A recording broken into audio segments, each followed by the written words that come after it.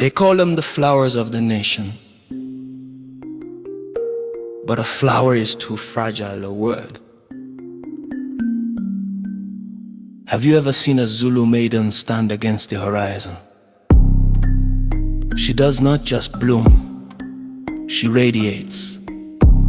She's the black diamond pulled from the rich earth of Africa, polished by the wind, shining with the oil of heritage. Look at her skin. It drinks the sunlight and reflects gold. There is a dignity in her posture that you cannot teach in a classroom. It is inherited, passed down from grandmother to mother to daughter. A spine made of steel, wrapped in velvet. She carries her head high, not out of arrogance, but because she knows whose blood flows in her veins. And oh, the beads, ubuhlalu, they are not just decorations. They are poetry written on the body, geometric love letters draped across shoulders.